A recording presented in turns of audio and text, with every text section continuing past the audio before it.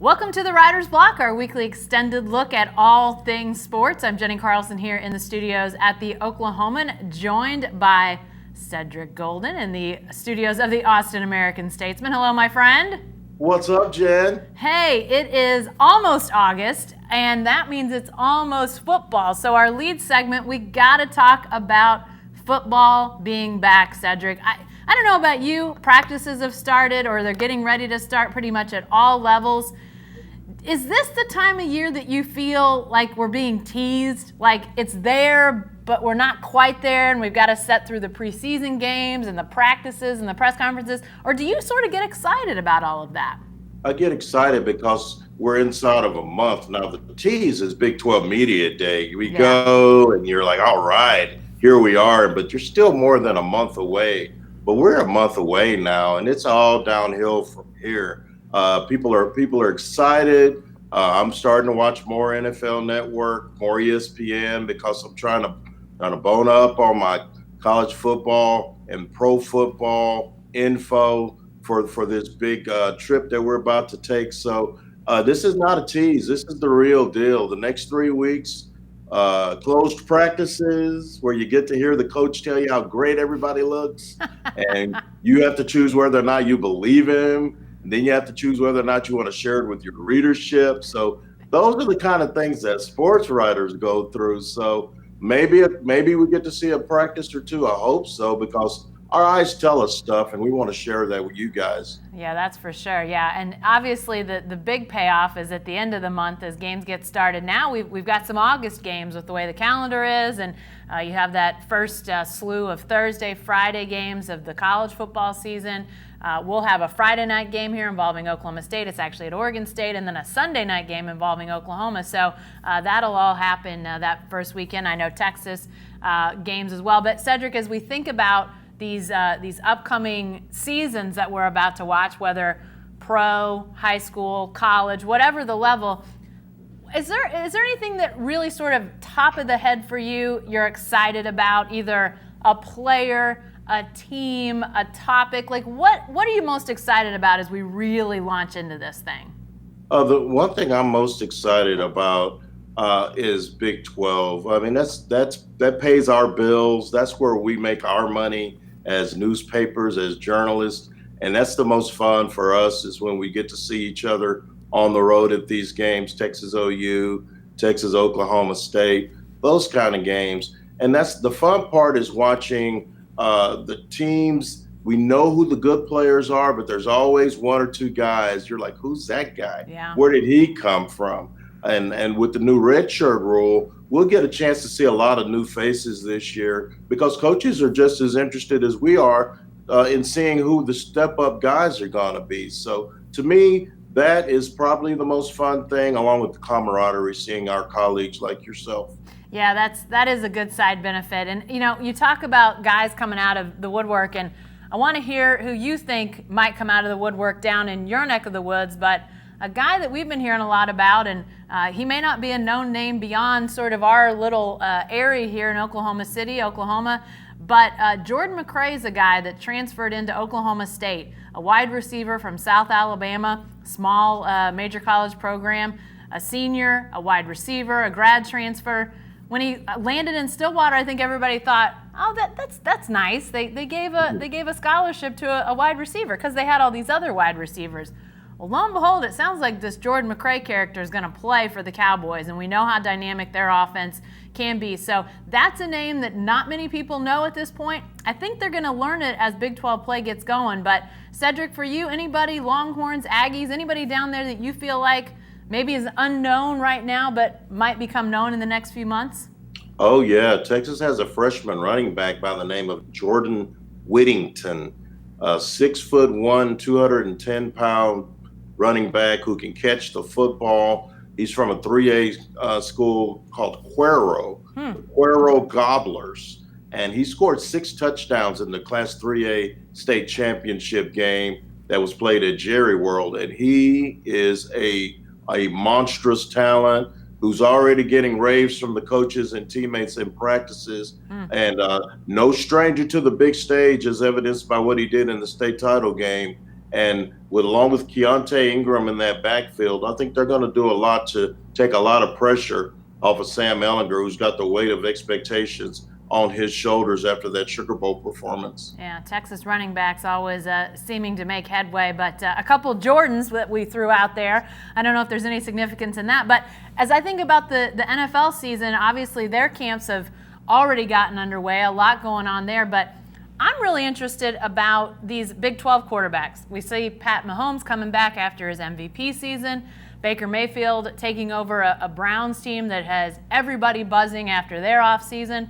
And then obviously you've got Kyler Murray, the #1 draft pick going down to Arizona, who, there was no talk about waiting to start Kyler Murray. He sounds like he's going to be the guy from day one, has already turned a lot of heads down in Phoenix. But for me, Cedric, it doesn't seem that long ago that Big 12 quarterbacks were supposed to be system quarterbacks. These guys, couldn't really seem to make any headway in the NFL. Now you've got 3 potentially playing some pretty high-profile spots with draft picks and obviously that MVP award for Mahomes. But, I just think it's going to be fascinating to see, especially those 2 youngest guys, the Oklahoma guys, how do their seasons play out. But fascinating stuff all over the NFL. We'll talk about Ezekiel Elliott and his holdout here in a minute. But anybody for you, Cedric, that you're fascinated to see either how they play or can they repeat something from last year? What's NFL curiosity for you right now? My biggest curiosity, and I know I'm going outside our region, is the Pittsburgh Steelers. How on God's green earth are you talking about winning a championship without Le'Veon Bell and Antonio Brown? Mm-hmm. I know it was a dysfunctional locker room. I know it was toxic between Antonio Brown and Big Ben Roethlisberger. But you lose Le'Veon Bell, you lose arguably the best wide receiver in the league, and now you're asking Juju Smith-Schuster, who had a career year, you're asking him to now be the #1 receiver, and you're expecting to not miss a beat after going 9-6 and missing the playoffs last year. I think the Steelers may be in for a rude awakening. Baker Mayfield is not scared, Jen.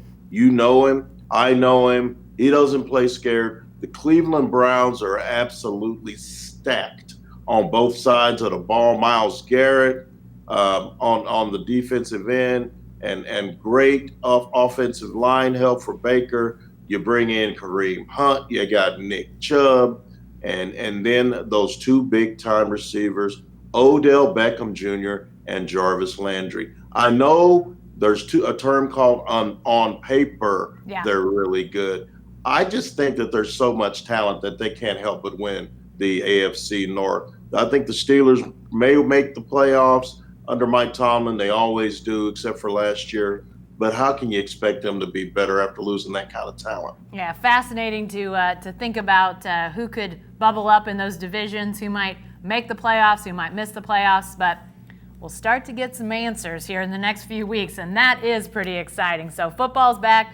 We're all excited. Hey, let's transition into segment 2, and we're calling this one Hold Me Now. And Cedric, I teased about it earlier, but Ezekiel Elliott, the Cowboys running back, Dallas Cowboys running back, holding out right now, not reporting to camp, contract situation. First, let's talk about the serious side of this. Are you surprised by this, that he's holding out, that he's not with the Cowboys out in California, apparently in Mexico instead? Is there any surprise in your mind that we're at this point with Ezekiel Elliott? It's like a civil war of running backs right now. Le'Veon Bell missed a whole year last year, left $14 million on the table. And when asked about it, he goes, I'm trying to change the market. And what that means is I'm trying to make running backs more valuable, to make the owners understand that we're carrying the ball 20, 25 times a game, getting hit on almost every play, and you're not giving us the love at the bank. You got Tom Brady and Drew Brees and guys like that making 20, 25, $30 million. The pretty boy quarterbacks are getting the cash, but the running backs aren't. And the worst thing is you can play quarterback till you're 35 or 36 if you're great. And in cases of Drew Brees and Tom Brady and Phillip Rivers, even longer. But if you're a running back, they say you're washed up at around 30. Yeah. So your maximum earning potential is a short window. It's a very small window. You have to try to get your money while you can. I believe Zeke's 24 or 25 years old. He's got 2 or 3 good years left in him, if you believe that 30-year-old hype. And I think that he's doing the right thing to try to get his money right away. You see Michael Thomas for the Saints just signed a massive deal, a receiver. Julio Jones is going to get his money. Where's the love for the running backs? If I'm Zeke, I kick back, I run a few wind sprints on the beach, I drink a couple of margaritas, and wait for Jerry to call. Maybe we should have called this Hold My Margarita instead of Hold Me Now. But no, you're right about the money discrepancy. You know, when you see Michael Thomas, the Saints receiver, getting that 5-year, $100 million deal that he just got, you know, an astronomical number. And then another $100 million was in the news recently with Adrian Peterson and his financial woes. His career earnings are to almost $100 million now, but he's been in the league for all this time, 13 years, and now just approaching $100 million. So what you say about the running back discrepancy, you know, the belief that a running back will just fall into your lap, that's sort of been the thinking by a lot of owners when it comes to the salary. But pretty clearly the pounding that those guys take, the short shelf life that they have on their career, to get that, to maximize salary is absolutely, I understand why they're doing it. And, you know, from Zeke's perspective, it seems like training camp has a lot of benefits to a lot of positions. I'm not sure it has a ton of benefits to running backs. You know, you want your receivers and your quarterbacks to get their timing. You want their defense to figure out fits and all that sort of thing. Offensive line has to work on timing and blocking and all that sort of thing. But running backs, I understand it's not just hand them the ball at the opener and they'll be fine, but it's a lot less in terms of, you know, refinement when it comes to getting ready. So I see why Zeke's doing this on a lot of levels, but you know, Cedric, it got me thinking about here he is down in Cabo apparently, while his teammates are in Oxnard, California, sweating it out. So you know, if you ever had a thought of a holdout, I don't know, what would you hold out for? Would you hold out for like Christmas or something? Yes, what would you do with your holdout? Where are you going? What you doing? I'm not going anywhere if I hold out because I don't have any money. I'm going to be at home, and I'm going to borrow $50 from my wife, and maybe go play some cards somewhere with my buddies or take her to the movies. Yeah, I think my travel budget would allow me to get to like Ardmore, maybe the WinStar. Maybe I could go down to WinStar Casino. The WinStar, they got craps now. I'm staying away from that place. Yeah, your $50 might not last you very long, but it will be interesting to see how long Zeke holds out. You know, I gotta think the Cowboys, they want him on the field for the opener. I mean, there's no doubt about that, is there, Cedric? No, not at all, Jen. And I know you're too young to remember this, but when they won their first 2 Super Bowls, and then the first Super Bowl they won, right before that second Super Bowl, Emmitt Smith was making like $450,000 a year. Wow. And he was like the 17th highest paid person on his team. Wow. And unquestionably the best player on that team. And he told Jerry, I want my money. And Jerry was like, I'm not renegotiating.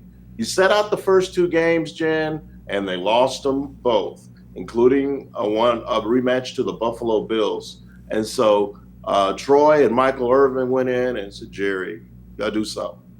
Jerry gave Emmitt his money. The Cowboys won their second straight Super Bowl. The rest is history. Yeah. So sometimes the NFL is not like the NBA and the MLB. You got to hold out to get paid usually. In some instances, like Julio Jones, they love him so much that he knows he's going to get his money and he's in camp. Michael Thomas held out and got his money, and now he's on his way to camp. So Ezekiel Elliott, the passport is apparently updated, and just as long as Jerry refuses to cut a fat check, he's going to be in Cabo, and he's already kind of a pudgy type.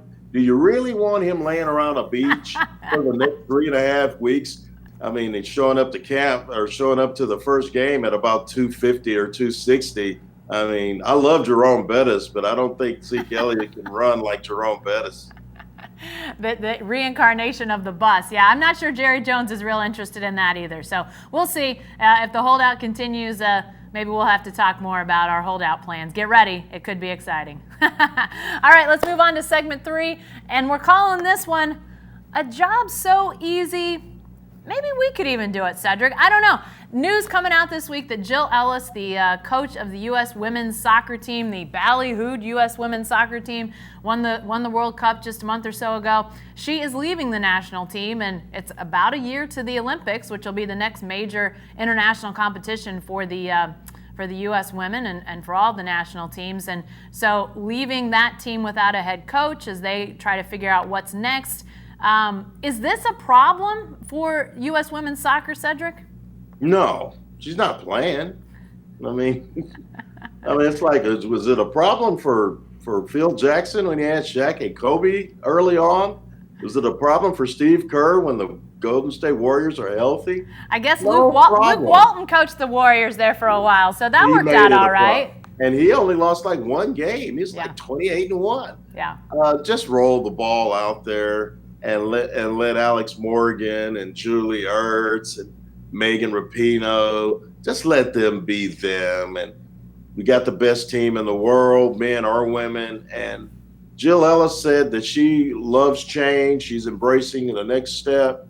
She got her money. She's got the acclaim. She could probably write a book or two, do some commentary. Maybe she's tired of the grind.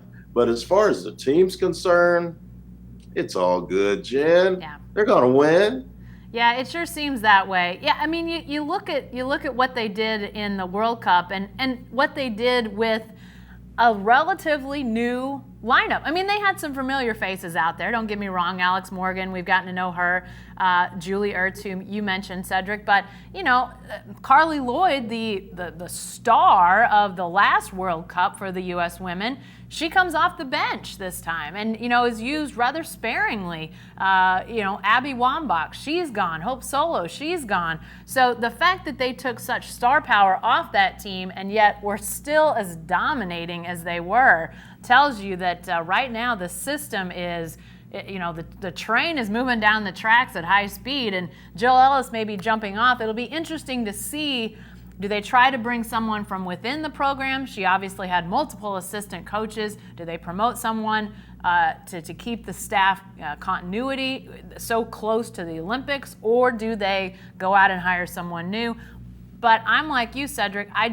This seems like it is all systems go, even though the conductor changes. I think that it seems like the U.S. will still be the favorite heading into the Olympics, heading into probably any international competition that they might go into for the foreseeable future. And you mentioned Phil Jackson, you mentioned Steve Kerr.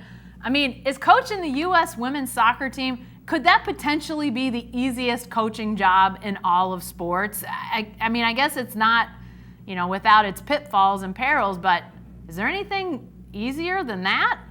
I don't know, man. I know that every great team has to, the coach / manager has to massage some egos or whatever. But at the end of the day, talent wins. The most talented teams usually win.